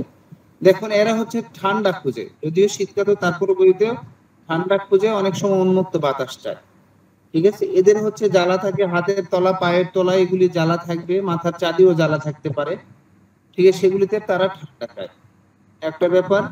আর এদের হচ্ছে খুব ভোরবেলায় যে বাজ্যের বেগ হয় এবং অতি তাড়াতাড়ি পায়খানায় ছুটতে হয়। কখন বিছানা থেকে ছুটতে হয়, বিছানাতে এই পায়খানার বেগ নিয়েই তাকে দৌড় দিতে হবে। তবে হ্যাঁ, সালফারের হচ্ছে স্টুলটা হবে লার্জ ভলিউম স্টুল হবে, লার্জ ভলিউম স্টুল হবে, স্টুলটা অনেক লম্বা হবে, মোটা হবে। ঠিক আছে, এরকম ব্যাপারগুলো থাকবে সালফারের।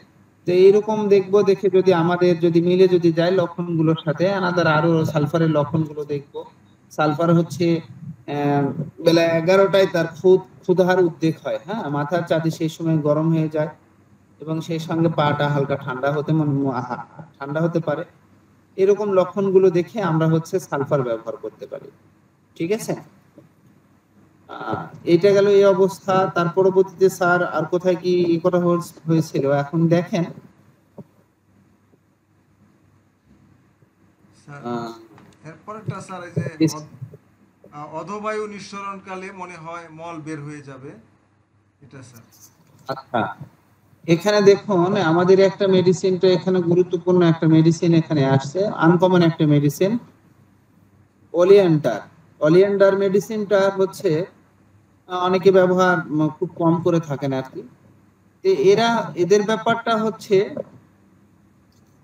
এদের অনেক সময় কপালে এবং হচ্ছে কানের পিছনে ক্ষতকর চুলকানি থাকতে পারে, এদের মাথার তালুতে উদ্বেগ তৈরি হতে পারে। একটা ব্যাপার, বায়ু নিঃসরণের সঙ্গে সঙ্গে মল বেরিয়ে আসতে পারে এবং এদের অতি ক্ষুধা থাকে এবং খুব তাড়াতাড়ি খায়, যখন খেতে বলবে খুব দ্রুত খাবে। ঠিক আছে, এইটা হচ্ছে তার গুরুত্বপূর্ণ একটা লক্ষণ। আমি এখানে একটু যদি আপনাদেরকে যদি একটু বলি, দেখুন দুটি রোগের ক্ষেত্রে এটা খুব বেশি গুরুত্বপূর্ণ। একটি হচ্ছে উদারাময়, এই উদারাময় বিশেষত্ব হচ্ছে কেমন বাত কর্মের সঙ্গে সঙ্গে হচ্ছে তার কি হবে, সঙ্গে তার মলটা বেরিয়ে আসে, যাকে আমরা বলি যে কেমন যে ওই প্রস্রাব করতে গিয়ে টয়লেট করে ফেলা, এরকম আমাদের গ্রাম্য ভাষায় এরকম ভাবে বলে, যে কাজ করতে গেছে একটা কিন্তু হয়ে গেছে বড়টা। ঠিক আছে, সে দিতে চাইছে বাতকর্ম করতে চাইছে কিন্তু তার সাথে মলটা বাইর হয়ে গেছে। এর সাথে এখন এক্সেপশনাল ব্যাপারটা হচ্ছে অ্যানাদার, আপনার অ্যালোতেও যে যেহেতু এটা আছে, আমরা এখানে লক্ষ্য করব যে এর এই সময় এর হচ্ছে নাভির চারপাশে কামড়ানো একটা ব্যথা থাকবে, নাভির চারপাশে কামড়ানো একটা ব্যথা থাকবে। অ্যালোর মলটা হচ্ছে অ্যালো আর গেল, ফস করে বাইর হয়ে গেল। কিন্তু এর বর্জ্যের সাথে মল বাহির হলেও ও যখন দেখা যাচ্ছে যে মল ত্যাগ করতে যাবে সেটা নিষ্ফল হবে, নিষ্ফল প্রবৃত্তির একটা মল হবে। সেই সাথে এর মলদ্বারে জ্বালা থাকবে, মলদ্বারে জ্বালা থাকবে। এগুলি লক্ষণ যদি আমাদের যদি মিলে যদি যায় তাহলে সেই ক্ষেত্রে আমরা অবশ্যই কি অলিয়েন্ডার ব্যবহার করতে পারবো। হ্যাঁ, অলিয়েন্ডার ব্যবহার করতে পারবো। আর এর হচ্ছে আরেকটা যে লক্ষণ যেটা বললাম দুইটি ক্ষেত্রে বেশি কাজে দেয়। একটা হলো মলদ্বারের উদারাময়ের কথা বললাম, আর একটা হচ্ছে চর্মরোগের ব্যাপার। নানা প্রকারের চুলকানি থাকতে পারে, হ্যাঁ, সেগুলি খুব স্পর্শকাতর হতে পারে। ঠিক আছে, সামান্য দেখা যাচ্ছে ইয়েতে দেখা যাচ্ছে সেখানে ক্ষত হয়, কোন একটা ইয়ে হচ্ছে সেখানে ক্ষত হবে, এবং ওই উদ্ভিদ গুলোতে যে চর্মরোগ যেটা হবে সেখানে হচ্ছে রস কাটে। কেমন?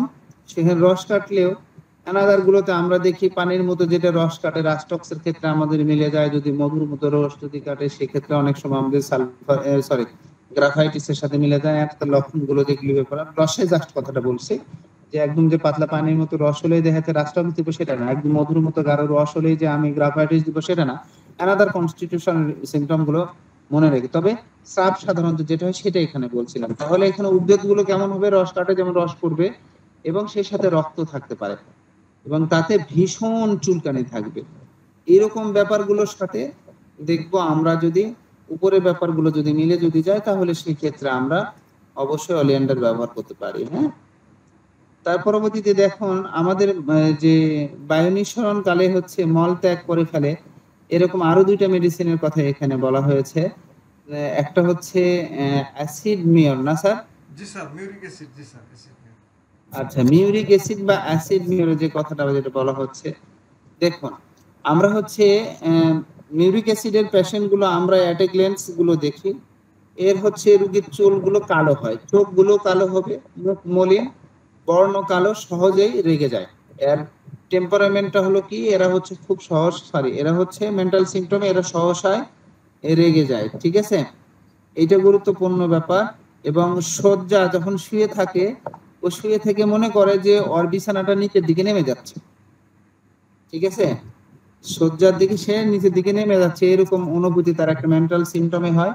আর এই মলটা দেখুন প্রস্রাবের সময় কখন এটা, এর আগে ব্যাপারটা দেখলাম যে বায়ু নিঃসরণের সাথে সাথে দেখা যাচ্ছে মলটা বাইরে হয়ে যায়, কিন্তু এই আপনার হচ্ছে মিউরিক অ্যাসিডের ব্যাপারটা হচ্ছে একটু আলাদা। জানি না আমাদের ইনস্টিটিউটে এভাবে বলা হয়েছে, তবে আমি যতটুকু করে যতটুকু পেয়েছি সেটা হচ্ছে প্রস্রাবের সময় মল অসারে বের হয়ে যায়, এবং সেই মলে প্রচন্ড পরিমাণ দুর্গন্ধ থাকে, প্রচন্ড পরিমাণ দুর্গন্ধ থাকে।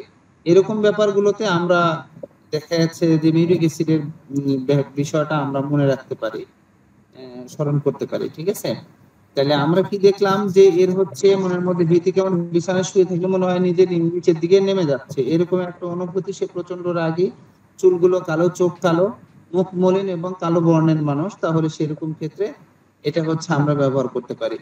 ঠিক আছে, আর একটা ব্যাপারটা হচ্ছে, যাই হোক, আর একটা এখানে অর্শের বলির এখানে গিয়েও মনে হয় মিউরিক অ্যাসিডের কথা বলা হয়েছিল, না স্যার? মিউরিক অ্যাসিডে যেতে আসছি তাহলে এটা একটু বলি। মিউরিক অ্যাসিডের ওখানে বলা হচ্ছিল অ্যালোর হচ্ছে অর্শের বলিটা হচ্ছে আঙ্গুরের থুকার মতো, কিন্তু এখানে একটা বিষয় লক্ষ্য করুন, সেই জায়গাতে গিয়ে বলা হয়েছে, তবে এই উপযুক্ত উপরের লক্ষণগুলোর সাথে দেখেন অর্শের বলির রং হবে নীল হবে। কি হবে? নীল হবে। কার? মিউরিক অ্যাসিডের নীল হবে, এবং ফুলা ফুলা ভাব থাকবে, এবং সেই জায়গাতে হচ্ছে স্পর্শকাতরতা থাকবে, প্রচুর স্পর্শকাতরতা থাকবে। এরকম ব্যাপারগুলো আমরা দেখব। আর যদি মিউরিক অ্যাসিডের জিহ্বার কথা যদি বলি তাহলে মনে হবে জিহ্বাটা কুঁচকে গেছে, জড়সড় হয়ে গেছে, এরকম ব্যাপারগুলো দেখব। ঠিক আছে, এরকম ক্ষেত্রে আমরা মিউরিক অ্যাসিডের কথা একটু মনে করতে পারি। তার পরবর্তীতে দেখুন আমাদের নেট্রামিওরের কথা বলা হয়েছে মনে হয় এখানে, না স্যার? নেট্রামিওর সম্পর্কে আমরা জানি আর কি, আমরা পড়েছি নেট্রামিওর সম্পর্কে, পড়েছি না? জি স্যার। আচ্ছা আচ্ছা, নেট্রামিওরের হচ্ছে কিছু কিছু ব্যাপারগুলো আমি বলি। মানসিক লক্ষণগুলো তো আমরা জানি, তার পিছনে হচ্ছে কোনো স্যাড হিস্ট্রি থাকে, ছ্যাঁকা খাওয়ার একটা ব্যাপার থাকে, মানসিক অবসাদ এই কারণে থাকে, সে হচ্ছে আহ, কি বলবো, শীর্ণকায় পার্সন, অনেক সময় তার ঊর্ধ্বাঙ্গ শীর্ণ হয়ে যায়, অর্থাৎ গলার যে গলার বনটা তার হচ্ছে দেখা যায়, ঘাড়টা তার অনেক শীর্ণ হয়ে যায়। হ্যাঁ, কিন্তু শিশুদের ক্ষেত্রে আমরা দেখতে পাই শিশু খায় দায় কিন্তু সে শুকিয়ে যায়, তার ঘাড়ের দিক বেশি শুকায়, সেই সাথে ক্ষুধা থাকে এবং খুব খায়, ছোট বাচ্চাদের ক্ষেত্রে দেখি। আর জিহ্বার ব্যাপারটা যদি আমরা যদি দেখি, এর জিহ্বা লাল থাকবে এবং মানচিত্র আকৃতির জিহ্বা থাকবে। আমরা এটা মানচিত্র আকৃতির জিহ্বা থেকে অনেক সময় একটা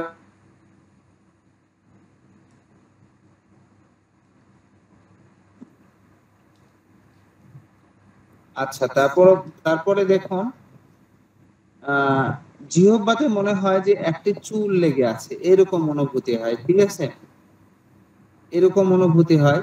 সে গায়ে একটু রক্ত নেই, রক্তহীনতা জনিত সকল রোগ তার মধ্যে হচ্ছে পরিলক্ষিত হয়।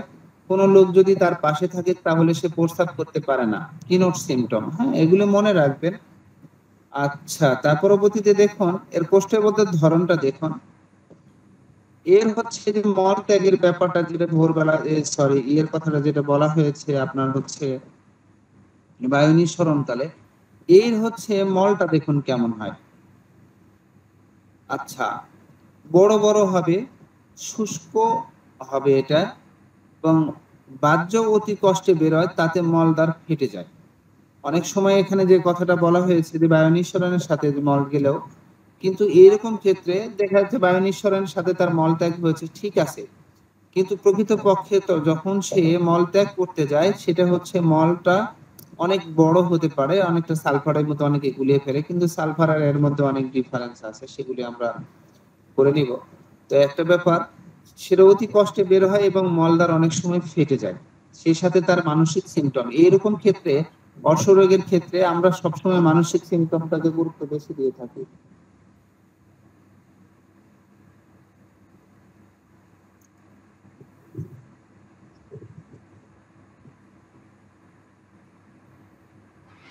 আচ্ছা, তো আমরা এইগুলির দিকে লক্ষ্য রাখবো, ঠিক আছে। আর এর জ্বর হচ্ছে, জ্বরের ব্যাপারটা যদি বলি একটু, যেহেতু নেট্রামিয়র আসলো, জ্বরের ব্যাপারটা বলি। এদের গায়ে যখন জ্বর আসবে, ঠোঁটে হচ্ছে জ্বর ঠোঁটে ঘুরে থাকবে, ঠিক আছে, একটা গুরুত্বপূর্ণ ব্যাপার। আর এদের তৃষ্ণা থাকবে তিনটা অবস্থাতে: উত্তাপ অবস্থায়, মাথা ব্যথা প্রবল পরিমাণ সেই সময় থাকবে, এবং ঘর্ম অবস্থায় এর হচ্ছে মাথা ব্যথা থাকে, ঠিক আছে। আর মাথা ব্যথাটা সূর্যোদয় থেকে সূর্যাস্ত পর্যন্ত এদের মাথা ব্যথাটা সাধারণত বেশি হয়।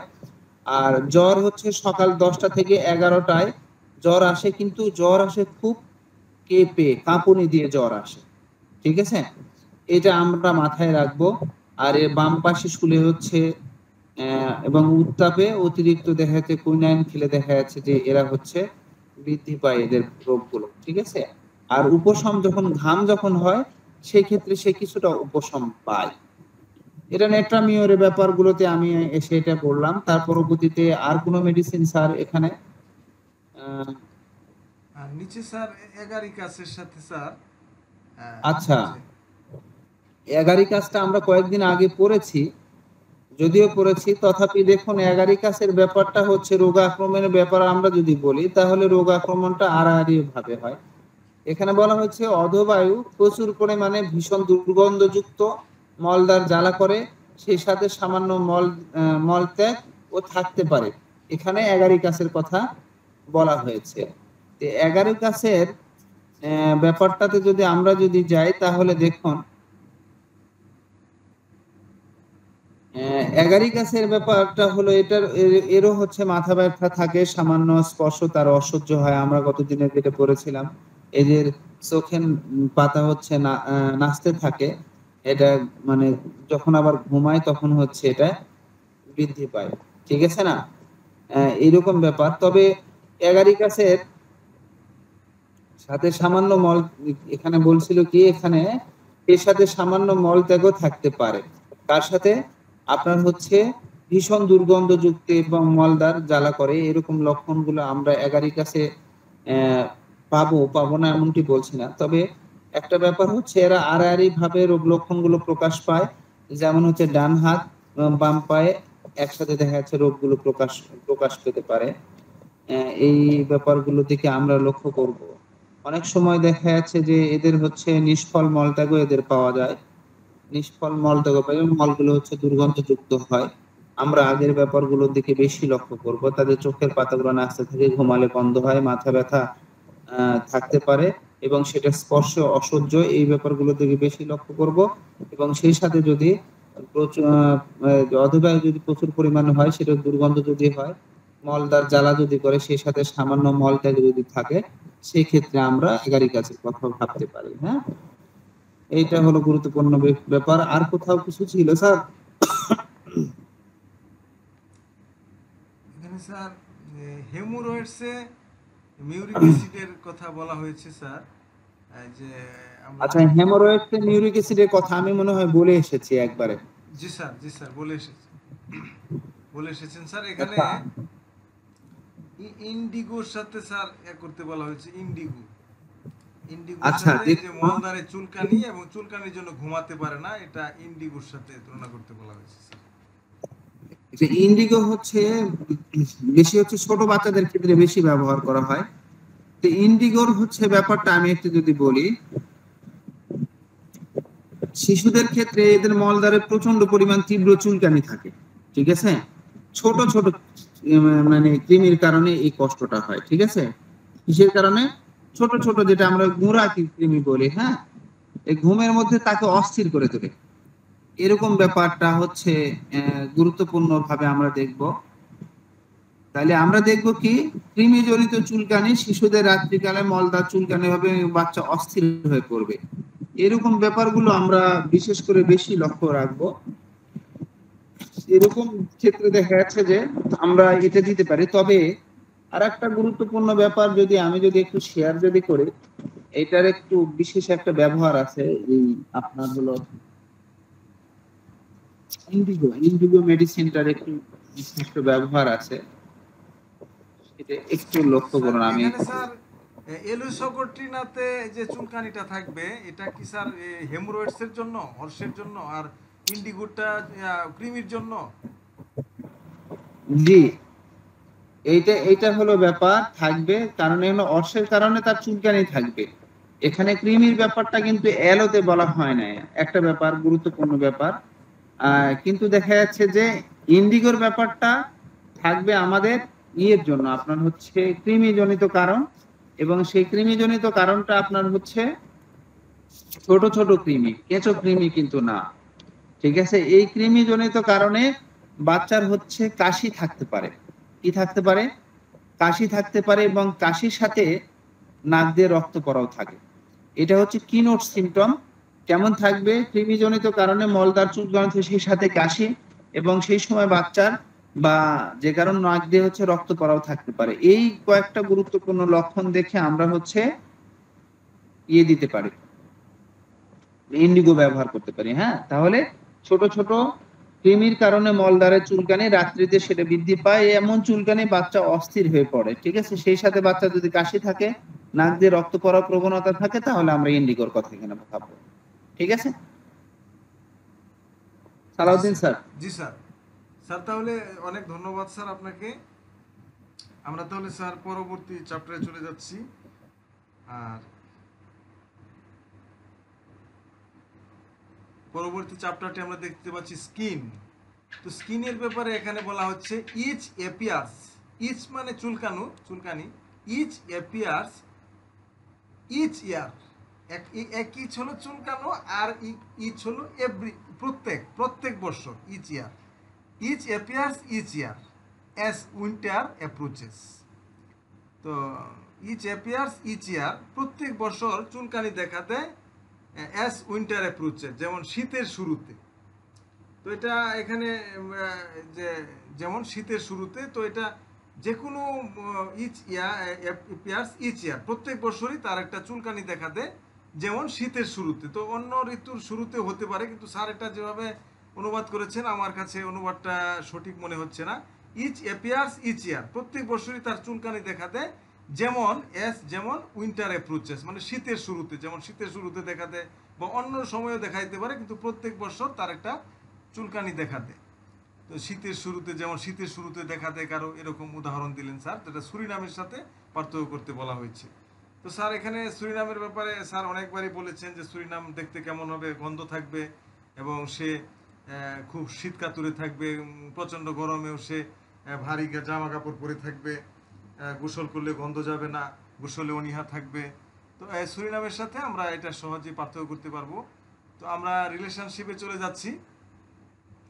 Like sulphur in many chronic diseases with abdominal plethora and congestion of portal circulation develops suppressed eruption. Like sulfur in many chronic diseases, মানে সালফারের মতো এটা অনেক ক্রনিক ডিজিজের মধ্যে with abdominal plethora and congestion of portal circulation, মানে বহু চিররোগের সাথে উদরের অত্যাধিক এবং অন্ত্রশিরায় রক্ত সঞ্চয়জনিত সমস্যায় সালফারের মতো কাজ করে।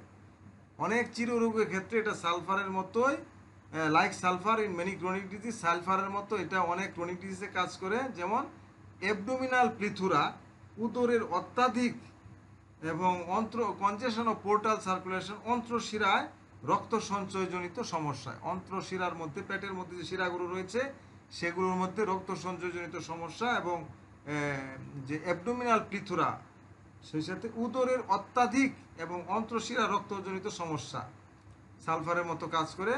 চাপা পড়া চর্ম উদ্ভেদ প্রকাশিত হয়, ডেভেলপ সাপ্রেসড ইরাপশনস, এটা দিলেও চর্মরোগ, চাপা পড়া চর্মরোগ সেটা ডেভেলপ করে, মানে বেরিয়ে আসে সালফারের মতো। আর সিমিলার এটার সাথে সাদৃশ্যপূর্ণ ওষুধ হলো অ্যামোনিউর, এরপরে গ্যাম্বুসিয়া, মনে হয়েছে না, গ্যাম্বুসিয়া, নাক্সবম, পোডোফাইলাম, এগুলোর সাথে এটা সিমিলার সাদৃশ্যপূর্ণ ওষুধ। তো স্যার এখানে আমরা যেটা দেখবো, আবার একটা first grade second grade review করতে গিয়ে আমরা এখানে যে কথাটা মনে রাখবো যে হট ড্রাই ওয়েদারে তার অ্যাগ্রাভেশন হয়, এবং early morning sedentary life, hot dry weather, after eating or drinking, খাওয়ার বা পান করার পরে স্ট্যান্ডিং অর ওয়াকিং, আর এমুলেশনে কোল্ড ওয়াটার, কোল্ড ওয়েদার, মানে ঠান্ডা পানি, ঠান্ডা আবহাওয়া, discharge of flatus and stool, বায়ু নিঃসরণ হলে এবং মলত্যাগ হলে তার এমুলেশন হয়। এটা অ্যাগ্রাভেশনটা মনে রাখবো, এমুলেশন মডালিটিটা। আর তার ফিজিক্যালের মধ্যে ছিল mucus in jelly like lumps, তার গলা এবং মলদার থেকে দলা দলা আঠার মতো শ্লেষ্মা বের হয় বা জমা হয়। আর এখানে তারপর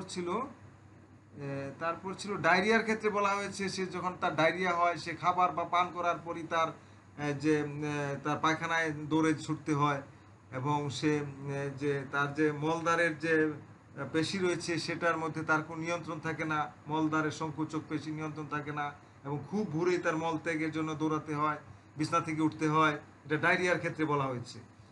আর যে কলিক পেনের কথা বলা হচ্ছে, যেটা অন্ত্রশুল, সেটার কথা বলা হচ্ছে যে বিফোর অ্যান্ড ডিউরিং স্টুল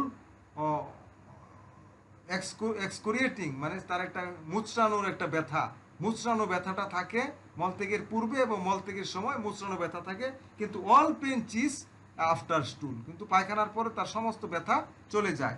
কিন্তু সে leaving profuse sweating and extreme weakness, কিন্তু সে প্রচুর ঘাম হওয়ার কারণে সে খুব দুর্বল হয়ে পড়ে,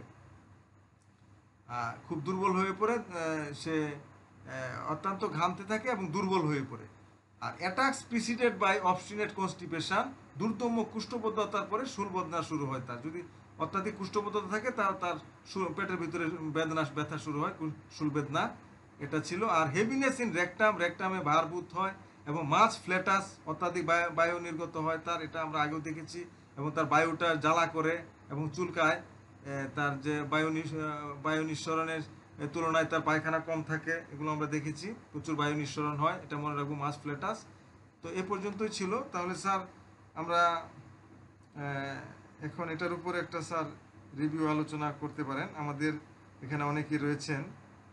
আপনি দু কথা বলার পরে আমাদের আরো লোকজনদেরকে আমরা আহ্বান করতে পারি স্যার। তাহলে স্যার ধন্যবাদ, খুব সুন্দরভাবে আমাদের আজকের এই আলোচনাটা উপস্থাপন করার জন্য। সুন্দরভাবে যারা আমাদের সাথে দীর্ঘ সময় ধরে তাদের ধৈর্যশ্রুতি না ঘটিয়ে আমাদের সাথে আছেন, আপনাদের প্রতি অনেক কৃতজ্ঞতা, সেই সাথে ধন্যবাদ জানাচ্ছি। আর আজকের যে আলোচনা, সেই আলোচনা থেকে আমরা অ্যালোসাপ্রেটিনাকে বিশেষ বিশেষ ক্ষেত্রে ব্যবহার করব এর মলদ্বারের উপর, সবচেয়ে বেশি ক্রিয়া। হ্যাঁ, অ্যালোসাপ্রেটিনে মলদ্বারের সাথে সবচেয়ে বেশি রিলেটেড ব্যাপার।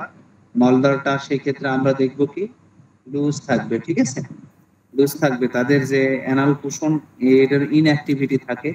দেখা যাচ্ছে যে পায়খানা বেগ পেয়েছে আর সুযোগ নাই, তাকে দৌড় দিতে হবে, ফলটা বের হয়ে যাবে। মলটা বের হয়ে যাওয়ার ব্যাপারগুলো কেমন সেটাও আমরা বলেছি, এর আগে পড়েছি। এর সাথে বিশেষ করে মলের ব্যাপারগুলোতে আমরা কটনটিকের সাথে আমরা ডিফারেন্স করেছি, তারপর পরবর্তীতে সালফারের সাথে করেছি, তারপর পরবর্তীতে আপনার হচ্ছে রিউম্যাক্সের সাথে করেছি, সেই সাথে আরো অনেক মেডিসিন গুলোর সাথে করেছি।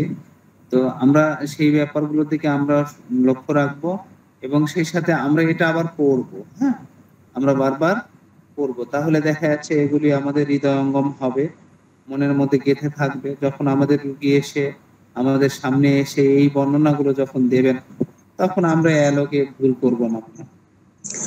আসসালামু আলাইকুম স্যার। ওয়ালাইকুম আসসালাম, জি বলুন। স্যার অ্যালোতে তো সেই ছোট্টবেলা থেকে শুনে আসছি এলো আর গেল, তো অ্যালো সক্রেটনাতে কি, গল্পটা শুনেছি। তো এখানে কি কনস্টিপেশন নেই অ্যালোতে? অ্যালোতে কনস্টিপেশন অবশ্যই থাকতে পারে। অ্যালোতে আপনার নরেন্দ্র স্যার যে কোষ্ঠকাঠিন্য 4-5 দিন মল ত্যাগের কোনো বেগ আসে না, মানে এতটাই কোষ্ঠকাঠিন্য অ্যালো সক্রেটিনা। 4-5 দিন মল ত্যাগের কোনো বেগ আসে না, যদিও তা আসে তাহলে বায়ু নিঃসরণ হয়ে বেগটাই চলে যায়। এটা সবাইকে মনে রাখার জন্য আমার বিনীত অনুরোধ, কারণ আমরা এটা সবাই জানি যে অ্যালোতে অ্যালো আর গেল, কিন্তু তার সাথে এটাও মনে রাখবেন অ্যালোতে সবকিছু সিমটমস থাকার পর যদি কোষ্ঠকাঠিন্য পায়, এমনও আছে। আপনারা চাইলে নরেন্দ্র স্যারের বইটা দেখতে পারেন, সেখানে স্পষ্ট লেখা আছে 4-5 দিন মলত্যাগ হয় না, বেগ আসে না, আর বেগ এলেও সেটা বায়ু নিঃসরণ হয়ে সেই বেগটা চলে যায়। পর্যায়ক্রমে আছে উদরাময় কোষ্ঠকাঠিন্য আছে, কোষ্ঠবদ্ধতায় পেট ব্যথা আছে, অর্শ দেখা দেয়, আমাশয় চাপা পড়ে মাথা বা পটি ব্যথা হয়, আমাশয়টা চাপা পড়ে। গলার মধ্যে যখন কাশিও আছে অ্যালোসক্রেটিনাতে, গলার মধ্যে চুলকায়, চুলকানোর সাথে কাশি হয়, কাশির সাথে রক্ত পড়ে, আর শ্লেষ্মাটা হয় দড়ির মতো, তার সাথে বুকে ব্যথা। আমরা প্রায় জানি যে বুকে ব্যথা মানে ব্রায়োনিয়া, কিন্তু এই অ্যালোসক্রেটিনা তো আছে, কাশির ক্ষেত্রে বুকে ব্যথা আছে, শ্লেষ্মাটা দড়ির মতো স্যার বলেছেন। আমরা জানি লম্বা দড়ি মানে কি একটা মেডিসিন আছে, ক্যালিবাই মনে হয় যত সম্ভব। তো এগুলো আছে, আরো অনেক কথা আছে। আমি নরেন্দ্র স্যারের বইয়ের প্রত্যেকটা পয়েন্ট আমি খাতায় নোটস করেছি, সেখান থেকে দেখে বলছি, ঠিক আছে। আর অ্যালোসক্রেটিনাতে এর একটা মানে প্যারালাইসিস কন্ডিশন থাকে, রেকটামি বলে অসারে মলত্যাগটা হয়। আর ঋতুর প্রস্রাবের ক্ষেত্রে আছে প্রস্রাবের বেগ ধারণে সে অসমর্থ। প্রস্রাবের যেমন পায়খানার যেমন বেগ ধারণে যে সে অসারে মলত্যাগ হয়, তার সাথে তার প্রস্রাবটা হয়ে থাকে। আর আর একটাই আছে মলদার চুলকায়। এখানে ম্যাম স্যার একটা আমি কথা, এটা গল্প মনে পড়লো, আপনার এই প্রস্রাবেরও ব্যাগ ধরে রাখতে পারে না। তো এক ওই গোপাল ভাঁড়ের এক গল্প, যে রাজা আদেশ দিয়েছেন যে গোপাল ভাঁড়ের উঠানের মাঝখানে পায়খানা করে আসো। তো রাজার আদেশ, তো তার রাজার লোকেরা গিয়ে গোপাল ভাঁড়কে বাড়ি থেকে বের করে ডেকে বললো যে রাজার আদেশ, তোমার উঠানের মাঝখানে পায়খানা করতে বলছে। আমাদের এক স্যার বলছিল গল্পটা হাই স্কুলে। তো গোপাল ভাঁড় বললো যে রাজা তো পায়খানা করতে বলছে, কিন্তু প্রস্রাব যদি এক ফোঁটা বের হয় তাহলে কিন্তু তোমাদের সবার মাথা ফাটিয়ে দিব। রাজার আদেশ পায়খানা, শুধু পায়খানা করবা। এখন তো পায়খানা করতে গেলে প্রস্রাব চলে আসে, তো রাজার লোকেরা তারপর চলে গেল, আর পায়খানা করা হলো না। তাহলে এটাই আর কি, যে পায়খানার সাথে তো প্রস্রাব আসবেই। আপনি যেটা বললেন যে পায়খানার সাথে প্রস্রাবটা আসবেই, এটা কোন ব্যাপারটা আমি একটু বলি। জি স্যার। হ্যাঁ স্যার। বিষয়টা হচ্ছে কিছু কিছু কথা মানে বললে একটু ঝামেলা হয়। হ্যাঁ, আমরা পড়ছিলাম অ্যালেন স্কিনট। অ্যালেন স্কিনটটা এমন ভাবে সাজানো, যেটা হচ্ছে চেম্বারে আপনার রুগী এইরকম ভাবে পাবেন। যদি বলি পর্যায়ক্রমিক দেখা যাচ্ছে উদারাময়ের পরবর্তীতে আবার কনস্টিপেশন, এরকম ভাবে আপনি যদি খুঁজতে যদি থাকেন তাহলে দেখা যাচ্ছে যে এগুলির কেসগুলো রেয়ার পাবেন। ঠিক আছে, তো ঝামেলা হয়ে যাবে। যাই হোক, আমি সেগুলি বলছি না, যেহেতু লক্ষণগুলো আছে আপনারা যদি মিলিয়ে যদি দিতে যদি পারেন অবশ্যই দিবেন। তবে কোষ্ঠবদ্ধতা থাকবেই থাকবে। আপনার হচ্ছে অ্যালোসক্রেটিনাতে যেটা কোষ্ঠবদ্ধতা থাকে তার সাথে হচ্ছে পেট ব্যথা থাকে। হ্যাঁ, অ্যালোসক্রেটিনা কোষ্ঠবদ্ধতার সাথে পেট ব্যথা থাকে।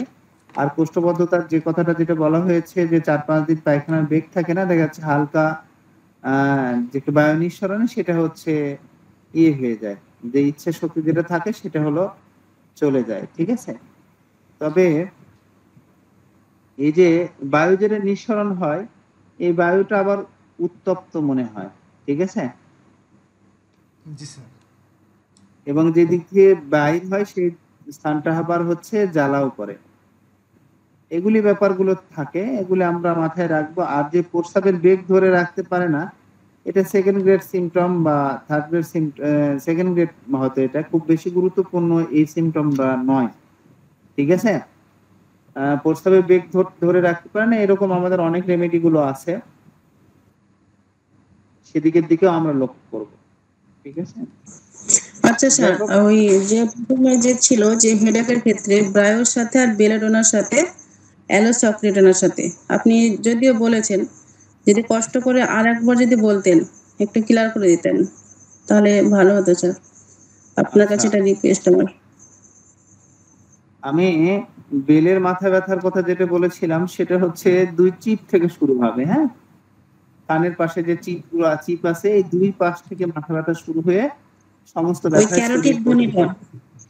জি, ঠিক আছে, এই জায়গা থেকে আপনার হচ্ছে মাথা ব্যথাটা শুরু হবে এবং সে মাথা ব্যথাটা তীব্র মাথা ব্যথা থাকে। ঠিক আছে, অনেক সময় মাথা চোখ মুখ লাল হয়ে যায় মাথার কারণে। ঠিক আছে, ও আলো সহ্য হয় না তখন।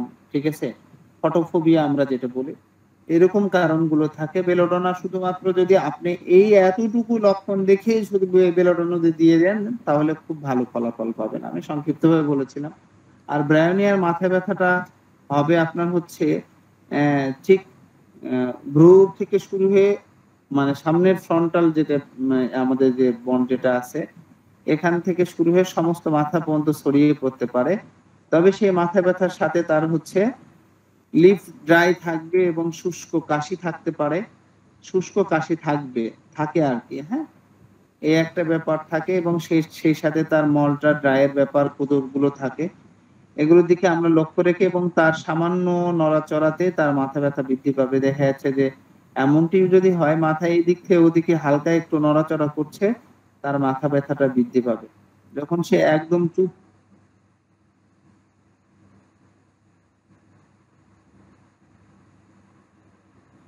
এরকম ক্ষেত্রে আমরা ব্রায়োনিয়ার কথাটা ভাবতে পারি। আমি এতটুকু লক্ষণগুলো দেখে ব্রায়োনিয়া অ্যাপ্লাই করে থাকি। যদি আপনাদের কারো কিছু অ্যাড করার থাকে আপনারা বলতে পারেন।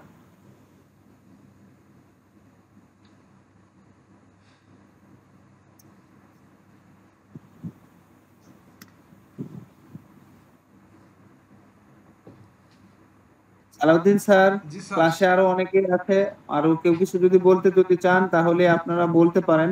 জি স্যার, আমাদের শিখারানী ম্যাম রয়েছেন, নাজরিন ম্যাম রয়েছেন, এরপরে আমাদের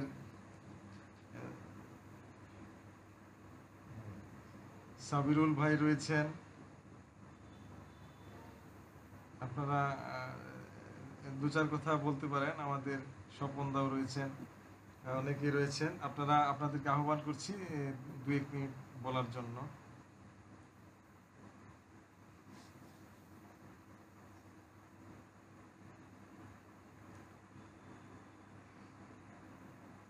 স্যার সবাই মনে হয় ব্যস্ত হয়ে পড়েছেন অথবা অনেকে ঘুমিয়ে জি পড়েছেন। স্যার, তাহলে স্যার আমরা এখানে আমরা শেষ করে দিই এখানে তাহলে স্যার।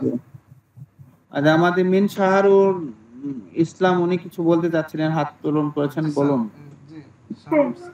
আসসালামু আলাইকুম স্যার, বলছিলাম যে ওই আলোতে বলছিলাম, মানে আমি বিশেষভাবে একটু লক্ষ্য করেছি এটা এটা হচ্ছে সেকেন্ড গ্রেড সিমটম, এটা খুব বেশি গুরুত্বপূর্ণ না, হ্যাঁ, তবে থাকতে পারে। আচ্ছা স্যার, ঠিক আছে, পেট ডাকার আচ্ছা, ব্যাপারটা হচ্ছে আমরা পোডোতে সবচেয়ে বেশি পেট ব্যথা না, পেট ডাকা স্যার, পেটটা ডাকে। হ্যাঁ, পেট ডাকার কথাটাই বলতেছি, আমরা পোডো ফাইলামে বেশি পাই। ঠিক আছে, তবে এটাতে পেট ডাকা থাকে সামান্য, এটা সেকেন্ড গ্রেড সিমটম।